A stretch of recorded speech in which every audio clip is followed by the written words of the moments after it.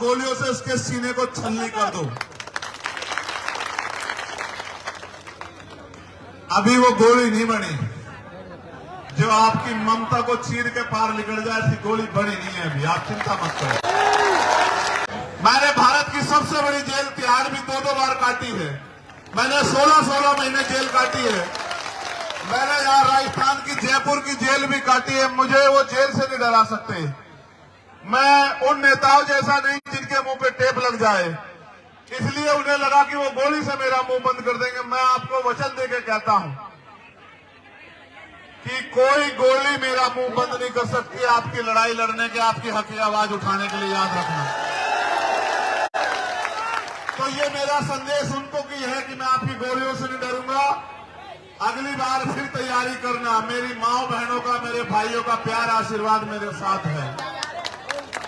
जब तक इनका प्यार आशीर्वाद मेरे साथ है, मैं कहीं नहीं जाने वाला। जब तक कुदरत ने मुझे जिंदगी दी है, मैं जिंदा दिल से जिंदा शेर की तरह जिंदा आपके बीच रहूंगा।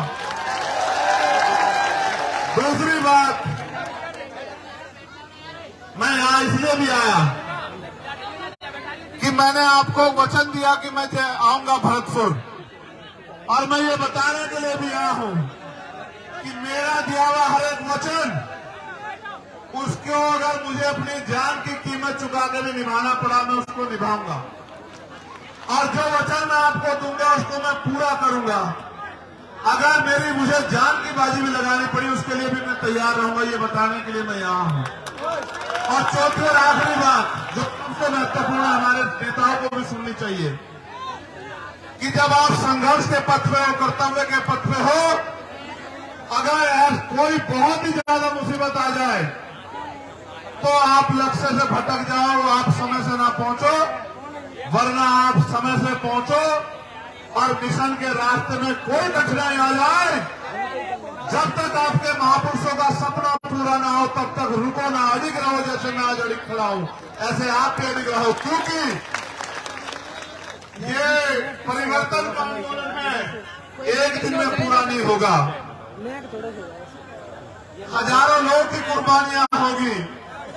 गुलामी की बेड़ियां एक दिन में नहीं कटती है। मैं ये बताने के लिए भरतपुर में हूं, इस एकता के बीच में, कि अगर गुलामी की बेड़ियां काटनी है तो कुर्बानी देने के लिए तैयार रहो, क्योंकि जिस कौम में कुर्बानी के बकरे तैयार नहीं होते, वो कौम कभी आजादी प्राप्त नहीं करती है। इतिहास गवाह है। अगर हमारे खून से क्रांति आए तो मैं यहाँ खुले में इसलिए बैठा हूं कि मैं अपने खून का कतरा चुकाने के लिए तैयार हूं। अगर मेरा समाज, ये बहुजन समाज एकजुट हो जाए, अपनी एकता बनाए, अपने अधिकारों की लड़ाई को मजबूत करे, तो मैं अपने खून का एक कतरा जो है इस आंदोलन में निछावर कर दूंगा। इसलिए मैं आज भरतपुर में हूं। आज देखो, आज मैं बहुत बड़ा कोई भाषण नहीं करूंगा। ये सच है, मेरी भी इच्छा है कि मैं जिंदा रहूं। जिंदा रहने की इच्छा इसलिए नहीं है कि मुझे बहुत बड़ी कुर्सी पे बैठना है, आपकी दी हुई प्लास्टिक की कुर्सी, और अगर आप जमीन में बिठाते वो भी मेरे लिए महलों की कुर्सी, हीरो के ताज से बढ़कर है। लेकिन सवाल ये है, आज तो मैं महसूस कर रहा हूं, बात मेरी जान की नहीं है। मैं चला जाता, मेरी मां एक दिन रोती, मेरे भाई और एक दिन रोते, मेरे बालक को तो ये भी नहीं पता कि उसका पिता गया कहां है। वो तो कभी जब वो समझदार होता उसको पता लगता कि उसका बाप कहीं गया था और रास्ते में इस तरह मारा गया। लेकिन सच ये है कि जो लोग इस आंदोलन में मुझसे उम्मीद करके, भरोसा करके जुड़े हैं, मुझे अपने से ज्यादा उनकी परवाह, उनका हौसला ना टूट जाए, इसलिए मैं भरतपुर आया कि उनको ये ना लग जाए कि भाई गोली भी लग सकती है। गोलियां तो लगेंगी भाई। जिन्होंने अधिकार छीन रखे, जो कुर्सी पे बने बैठे हैं, अगर आप उनसे अधिकार लेने का काम करोगे, सत्ता छीनने का काम करोगे, तो गोली भी चलेगी, मुकदमे भी होंगे, जेल भी जाना पड़ेगा, और भी मुसीबत आएगी, इनका सामना भी करना पड़ेगा। और आज मुझे बड़ी खुशी है कि आज मेरे पे ऐसे बहुत सारे कंधे हैं कि अगर चंद्रशेखर चला भी गया तो ये आंदोलन रुकने वाला नहीं है, इतना भी मुझे भरोसा है पूरा। मुझे देखो, आप लोग खतरे से वाकिफ हो, मैं आपको घटना भी बता देता हूं, फिर मैं आपसे काम की बात करूंगा।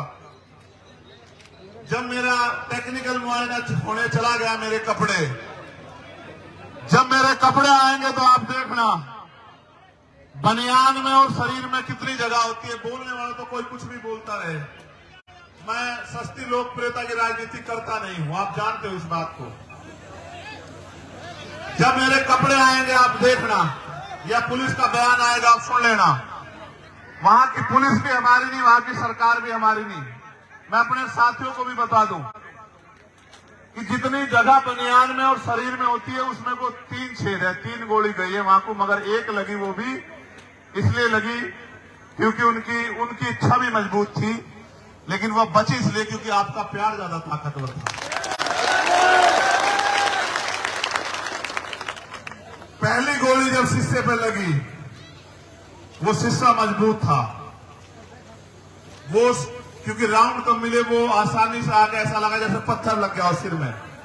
मैंने अपने साथियों से कहा कि भाई शायद किसी ने पटाखा छुपाया, किसका टायर पट गया। मैंने कहा पत्थरी आके लगी दिखे। लेकिन जब दूसरी गोली लगी तब मुझे एहसास हुआ, तब मैंने मनीष से कहा भाई, मैंने कहा घिर गए हैं, गोली चल रही है। मैंने कहा गोली चल रही है, गोली लगी है।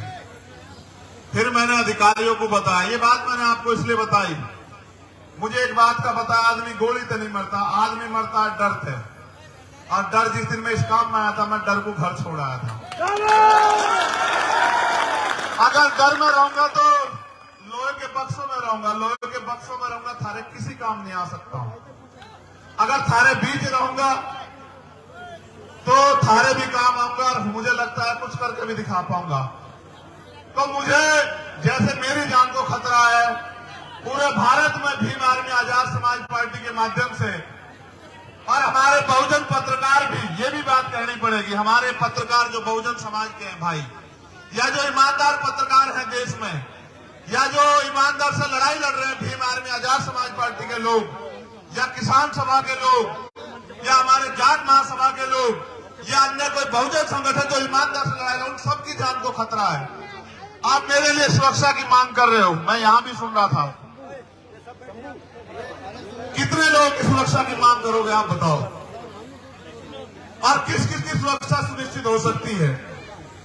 इस सुरक्षा को सुनिश्चित करने का एकमात्र माध्यम है कि जो लोग सुरक्षा देने वाले हैं उनके हाथ आपके हो जाएं। जिनसे सुरक्षा मांग रहे हो उन कुर्सियों पे आप जाके बैठ जाओ। जिस दिन उन कुर्सियों पे आप बैठ जाओगे, ना चंद्रशेखर आजाद को खतरा होगा और ना किसी आम आदमी को खतरा होगा।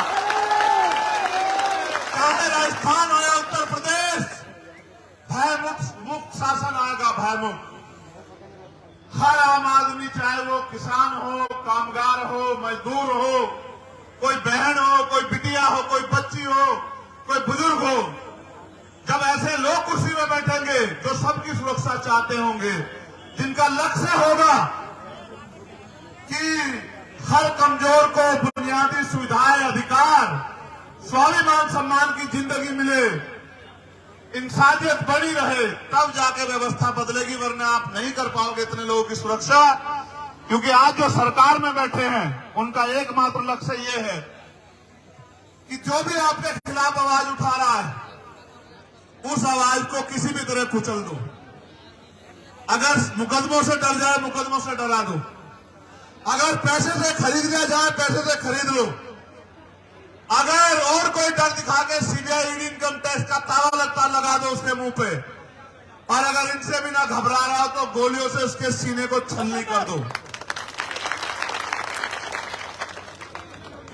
अभी वो गोली नहीं बनी जो आपकी ममता को चीर के पार निकल जाए, ऐसी गोली बनी नहीं है अभी, आप चिंता मत करो। मेरी बात पर गौर करो। अब जो बात मुझे आपसे कहनी है,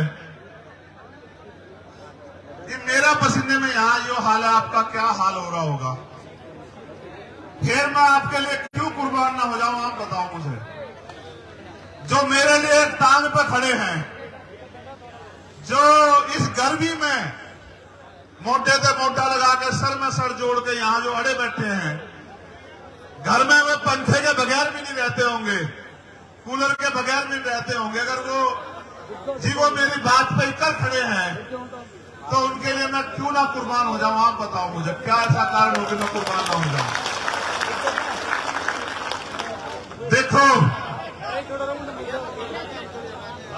जा, बैठ जाना, बैठ जा।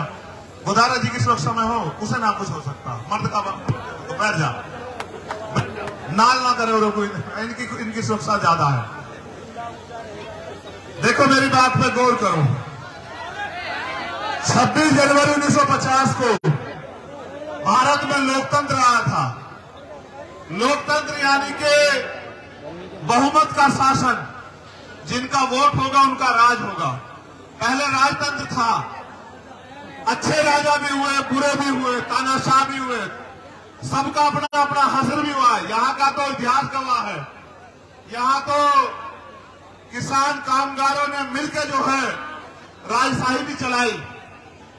अगर हमारी वफादारी थी, जो खजांची हमारा था, ये हमारी वफादारी थी कि खजांची हमारा था, ये हमारी वफादारी थी, हम पे भरोसा था। और सेनापति गुर्जर समाज का था, ये भी हमारी वफादारी थी कि हमारी सेना पे भी भरोसा था और राज भी हमारा था, क्योंकि राज करने वाले भी हमारे लोग थे। हम लोग मिलजुल के राज कर रहे थे। मैंने ये यहाँ की बात बताई, लेकिन मैं आपको लोकतंत्र की बात बताता हूँ कि जिनका वोट होगा उनका राज होगा। आज आपको चाहे रोजगार चाहिए हो या न्याय चाहिए हो या कोई हक अधिकार चाहिए हो, हर चीज के लिए सरकार पे आप लोग निर्भर हो, लेकिन सरकार बनाने की शक्ति आपके अंदर है। जैसा मैंने कहा, जिनका वोट होगा उनका राज होगा। आप बस इस बात को नहीं समझ पाए कि वोट आपके पास है, राज दूसरों का है। अगर जिनका वोट है वो अपनी वोट को संगठित करके और एक एक वोट को अपने पक्ष में दे दें तो राज यहां आपका आ जाएगा। और जिनका राज आ जाएगा, आप ये बताओ, अगर राजस्थान में आपका राज होगा तो क्या राजस्थान में मुझे कोई खतरा हो सकता है क्या? बात मेरे खतरे की नहीं है, मैं आपका ध्यान आकर्षित करूंगा। बात उस खतरे की है जो अन्याय लंबे समय से राजस्थान में हो रहा है। चाहे मूछें रखने पर हत्या हो, चाहे पानी पीने पर, मटकी छूने पर हत्या हो, चाहे घोड़ी पर बैठने पर अपमान किया जाए, चाहे और तमाम तरह की जातीय, धार्मिक और तानाशाही सामंतवादी सोच के कारण हमारे लोगों के साथ अन्याय हो, दलित, पिछड़े, अल्पसंख्यक समाज के साथ, ये सारा अन्याय तब रुकेगा। देखो, मैं अपनी पीठ का घाव, ये मेरा जरा सा घाव 1 इंच का, इस घाव के जख्म को मैं भर सह लूंगा। ये मेरी पीठ पे है, ये मुझे कम दिखाई देगा, लेकिन जब रोज मैं अन्याय सुनता हूं, अपनी बहन बेटों के साथ होते अन्याय को देखता हूं, अखबार में पढ़ता हूं, टीवी में देखता हूं, वो जो घाव मेरे सीने पे होता है, मैं उस घाव से परेशान हूं। इस दर्द को तो कुछ नहीं है, इस दर्द को तो मैं सह लूंगा। इस दर्द को सह सकता हूं तभी तो आपके बीच में हूं, लेकिन जो घाव मेरे सीने पे रोज, चाहे वो राजस्थान से लगे, चाहे वो उत्तर प्रदेश से लगे,